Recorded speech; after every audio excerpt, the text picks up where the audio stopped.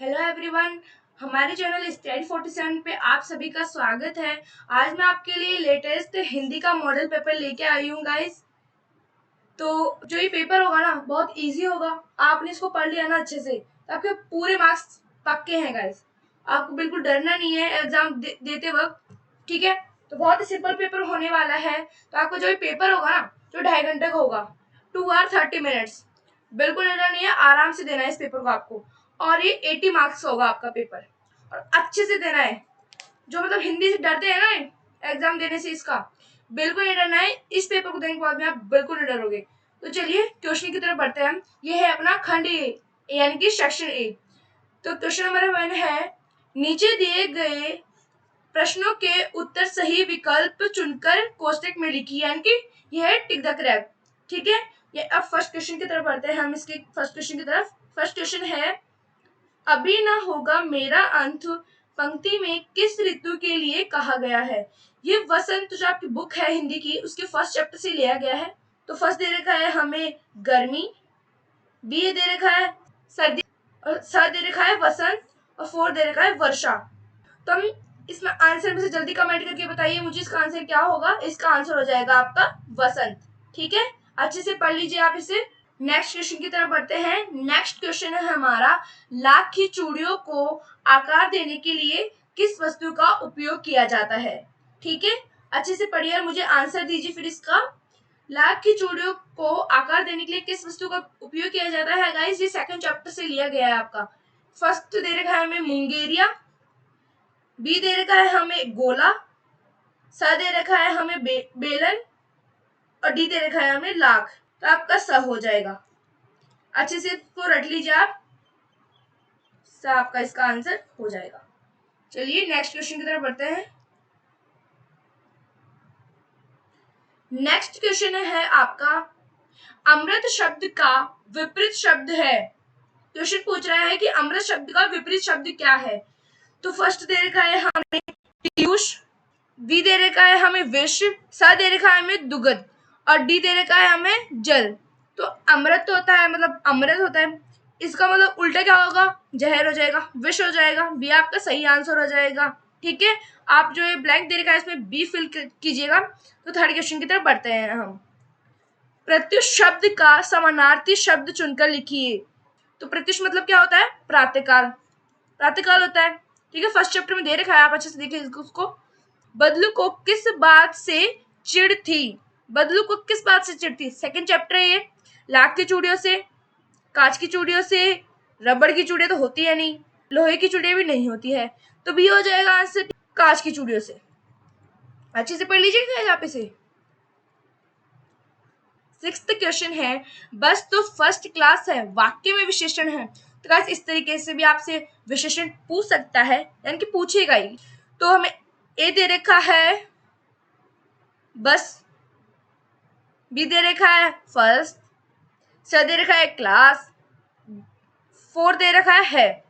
Question क्या है, बस तो फर्स्ट क्लास है, बस की विशेषता क्या है, फर्स्ट क्लास है वो। तो इसका फर्स्ट आंसर हो जाएगा, यानी कि बी आपका इसका आंसर हो जाएगा। सेवंथ है, हम भीख मंगो की डैश स्वच्छंद लुटाकर प्यार चले। हम भीख मंगो की स्वच्छंद लुटाकर प्यार चले। कविता की पंक्ति को पूरा कीजिए। फोर्थ चैप्टर का कविता की पंक्ति को पूरा कीजिए। ए दे रखा है बस्ती में, बी दे रखा है गाँव में, स दे रखा है गलियों में, और डी दे रखा है दुनिया में। तो दुनिया में इसका आंसर हो जाएगा, डी इसका आंसर हो जाएगा आपका, ठीक है। तो 8th की तरफ बढ़ते हैं। चिट्ठियों की अनूठी दुनिया पाठ के आधार पर तमिल में चिट्ठियों को कहा जाता है। क्या कहा जाता है, 5th चैप्टर का क्वेश्चन है, जल्दी से पढ़ लीजिए आप इसे, ये जरूर आएगा एग्जाम में। ए दे रखा है पत्र, बी दे रखा है कागज, सी दे रखा है उत्तरम, और डी दे रखा है कादिड़। ये कादिड़ नहीं है, कदिड़ है यहाँ पे गाइस, लिखा हुआ गलत है। तो द आपका इसका आंसर हो जाएगा। चिट्ठियों की अनूठी दुनिया पाठ के आधार पर तमिल में चिट्ठियों को कदिड़ कहा जाता है गाइस। संधि, संधि में कई बच्चे डर जाते हैं, बिल्कुल मत डरिए, बहुत सिंपल संधि आने वाली है आपके, और बहुत इजी होती है संधि। अगर आप इनके नियमों का आपने इनको याद कर लिया ना तो बहुत इजी आपके लिए संधि। बढ़ते हैं 9th क्वेश्चन की तरफ। रविंद्र शब्द की संधि विच्छेद है। रविंद्र तो बहुत सिंपल है गाइस, देखिए फर्स्ट दे रखा है रवि प्लस इंद्र, सेकंड दे रखा है रवि प्लस इंद्र, और स दे रखा है रवि प्लस इंद्र, और डी दे रखा है रवि प्लस इंद्र। ये तो होने से रहा, ये भी होने से रहा क्योंकि इसकी विसर्ग, और क्वेश्चन में तो विसर्ग दे ही नहीं रखा। तो गाइस आपका राइट आंसर ब हो जाएगा, Ravi plus Indra. Next question की तरफ बढ़ते हैं। दो शब्दों के मिलने से क्या बनता है? दो शब्दों के मिलने से क्या बनता है गाइस? समास बनता है, कारक बनता है, विशेषण बनता है, या फिर संज्ञा बनती है? तो समास बनता है, आंसर हो जाएगा आपका। चिड़िया की चोंच में क्या दबा हुआ था? चिड़िया की चोंच में क्या दबा हुआ था गाइस? दाना दबा हुआ था मुझे लगता है, नहीं, कीट दबी हुई थी, पत्ती दबी हुई थी, या फिर तिनका, तिनका दबा हुआ था गाइस। तो आपका ब इसका आंसर हो जाएगा, तिनका। फोर्थ चैप्टर से है ये गाइस, अच्छे से पढ़ लीजिएगा पूरे चैप्टर को। तो चलिए नेक्स्ट क्वेश्चन की तरफ बढ़ते हैं। जहां पर मुर्गियों को रखा जाता है उसे क्या कहते हैं गाइस? जहां मुर्गियों को रखा जाता है उसे क्या कहते हैं? बड़बा, दड़बा, जड़बा, या फिर अड़बा? कैसे अजीबोगरीब नाम ले रहा है। तो आपका सही इसका आंसर हो जाएगा गाइस, दड़बा इसका आंसर हो जाएगा, ठीक है। तो नेक्स्ट क्वेश्चन हमारा, नैनन के जल सो पग धोए पंक्ति में किसने पैर धोए? 12 चैप्टर गाइस ये। नैनन के जल सो पग धोए पंक्ति में किसने पैर धोए? सुदामा ने श्री कृष्ण के, श्री कृष्ण ने सुदामा के, द्वारपाल ने सुदामा के, द्वारपाल ने श्री कृष्ण के। तो भाई इसका आंसर हो जाएगा, नोट कर लीजिए आप इसे अच्छे से। पुडुकोट्टई किस राज्य का जिला है? पुडुकोट्टई किस राज्य की जिला है गाइस? यह है तमिलनाडु का। इसका आंसर हो जाएगा, ये बहुत इजी है गाइस। गवरिया की टोपी में कितने फूंदे थे? फूंदने थे गाइस, 18 चैप्टर है, बहुत सिंपल और बहुत मजेदार भी। 20 का आंसर हो जाएगा, यानी कि 5 फूंदे हैं उसकी टोपी में। सेकंड क्वेश्चन है अपना, नीचे दी गई पंक्ति की पूर्ति सही शब्द चुनकर कीजिए। नीचे दी गई पंक्तियों की पूर्ति सही शब्द चुनकर करना है। तो हम यहाँ पे शब्द भी दे रखे हैं, जैसे पोट्री, दुपट्टी, अंत, प्रत्युष, धाम, विवाहिन, स्वप्न। तो फर्स्ट है अपना, अभी न होगा मेरा। क्या नहीं होगा? अंत नहीं होगा, फर्स्ट चैप्टर से लिया गया है, ठीक है। तो यहाँ पे आपका आ जाएगा अंत, तो अंत आपका यहाँ पे फर्स्ट हो जाएगा, ठीक है। मैं ही अपना डैश मृदुल कर, क्या अपना मृदुल कर? प्रत्युष, सेकंड ही हो जाएगा, क्या हो जाएगा? प्रत्युष, ठीक है गाइस। तो थर्ड आपको दे रखा है, जगह एक डैश मनोहर, क्या डैश मनोहर? स्वप्न। तो स्वप्न आपका इसका आंसर हो जाएगा। धोती फटी सी लटी, दुपट्टी, दुपट्टी आपका इसका आंसर हो जाएगा। फोर्थ आपका आंसर हो जाएगा गाइस ये, ठीक है। फिफ्थ है, पूछे दीन दयाल को धाम, धाम ऑप्शन में दे रखा है गाइस, तो धाम आपका इसका आंसर हो जाएगा, ठीक है।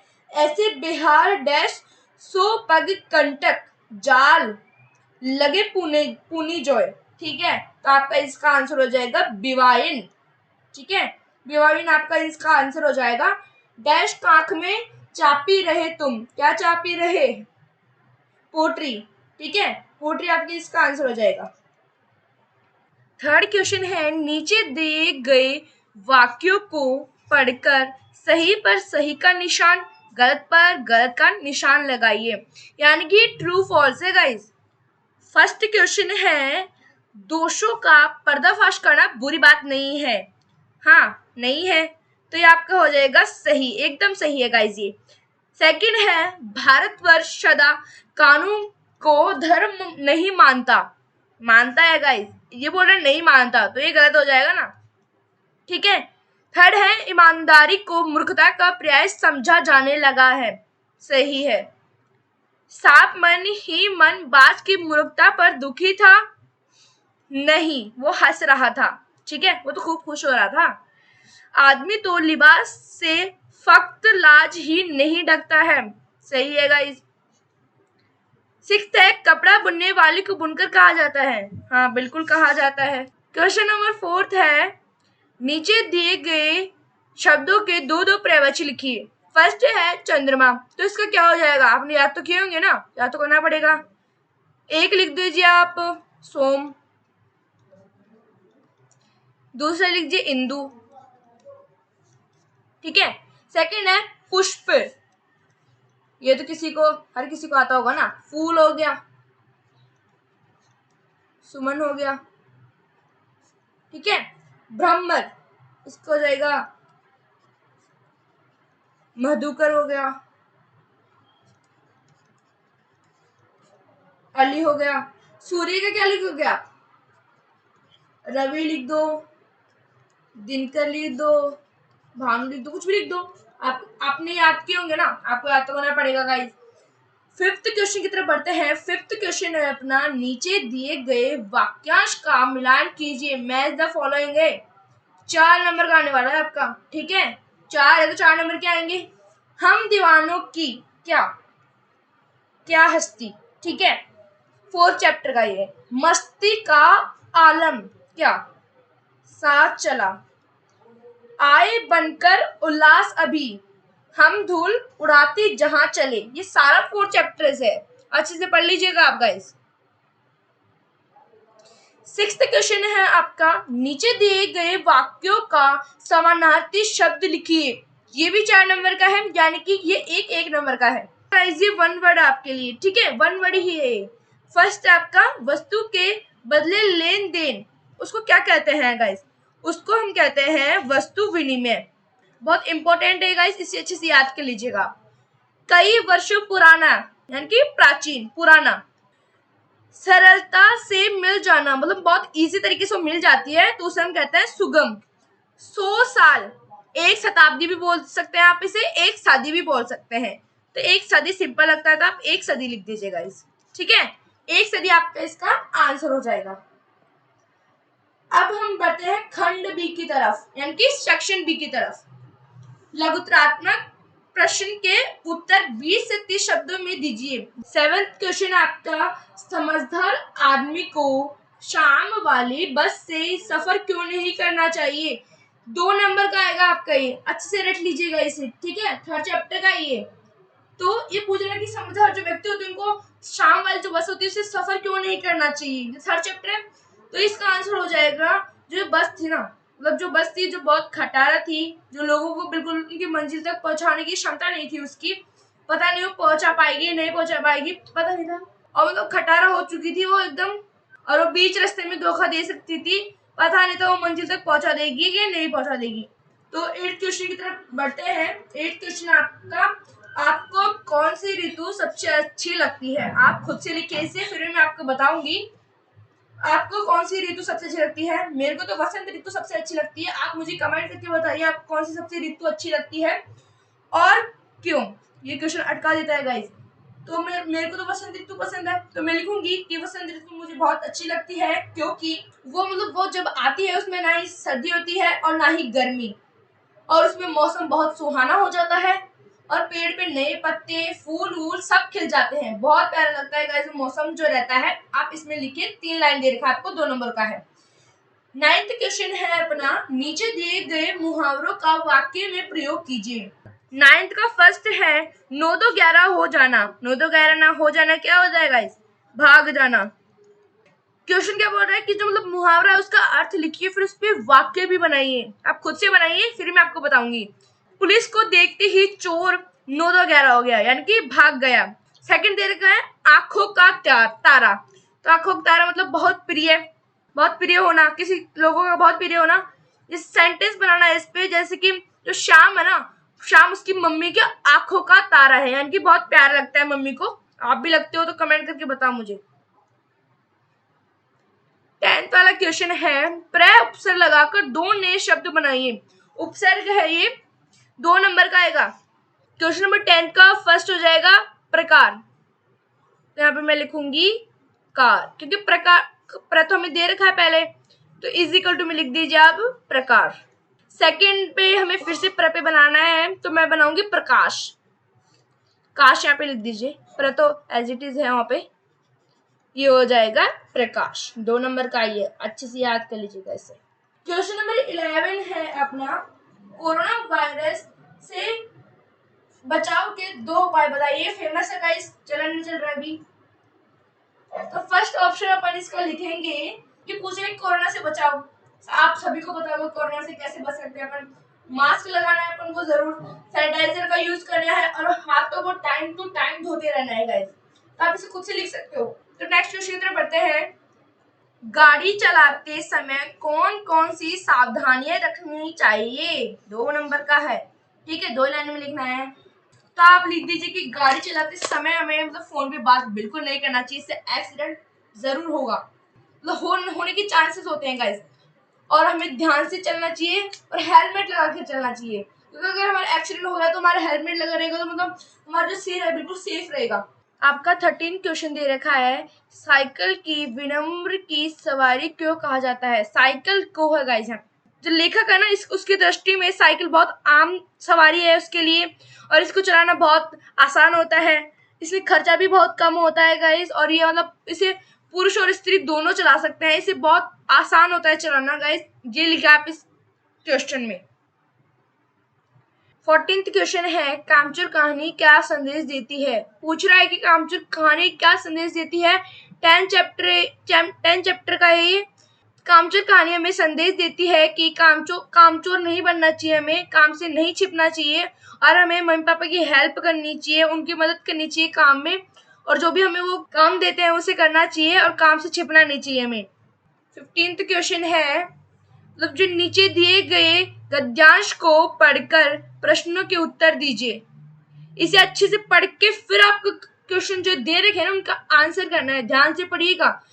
पर्वतों की अंधेरी घाटियों में एक नदी बहती थी, अपने रास्ते पर बिखरे पत्थरों को तोड़ती शोर मचाती हुई यह नदी बड़े जोर से समुद्र की ओर लपक जाती थी। जिस जगह पर नदी और समुद्र का मिलाप होता था वहां लहरें दूध के झाग सी सफेद दिखाई देती, जैसे यहाँ पे दूध को गिरा गया हो, ठीक है। क्वेश्चन है फर्स्ट 15 क्वेश्चन का फर्स्ट क्वेश्चन है, नदी कहाँ पर बहती थी? नदी कहाँ पर बहती थी गाइस? पर्वतों की अंधेरी घाटियों में एक नदी बहती थी, तो इसका आंसर ये हो जाएगा फर्स्ट का। सेकंड है 16th वाला, नदी और समुद्र के मिलाप के स्थान पर लहरें कैसे दिखाई देती थी? जहाँ पे जिस जगह पर नदी और समुद्र का मिलाप होता था वहां लहरें दूध के झागों से सफेद दिखाई देती थी, दूध जैसी दिखाई देती थी। 17th क्वेश्चन है, शोर मचाना शब्द का अर्थ है। 18th क्वेश्चन है, नीचे दिए पद्यांश पंक्तियों का भावार्थ लिखिए। ये 12th चैप्टर है, तो आपको उसको खुद को करना है अच्छे से, ठीक है। इसका भावार्थ पढ़ लीजिएगा आप। फर्स्ट जो चैप्टर्स है ना जिनमें मतलब श्लोक ये सब है उनका अच्छे से भावार्थ पढ़ लीजिएगा आप, ये जरूर आएंगे।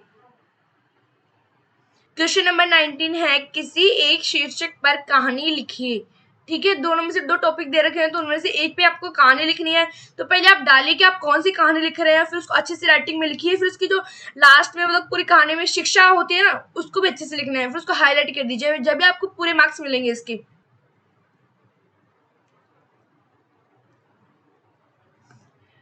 20 क्वेश्चन आपका, स्वयं को दीपिका मानकर अपने प्रधानाध्यापक को आवश्यक कार्य हेतु 3 दिवस का अवकाश हेतु प्रार्थना पत्र लिखिए। अथवा हम दे रखा है, विद्यालय में वार्षिक उत्सव पर पात्रों का चयन करते हुए समाज बनाइए। 5 नंबर का है आपका प्रार्थना पत्र। तो दोनों में से आपको एक लिखना है, अच्छे से लिखना है, राइटिंग अच्छे से मतलब अच्छे से देख देख के लिखना है, जब भी आपको मार्क्स मिलेंगे।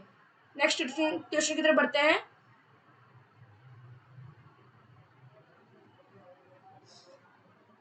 3 टॉपिक दे रखे हैं, उनमें से एक पे आपको निबंध लिखना है, किसी एक पर निबंध लिखिए। 8 नंबर का आएगा गाइस पूरा, ठीक है। फर्स्ट है हमारा विद्यालय, किसी यात्रा का दृश्य और स्वच्छ भारत अभियान।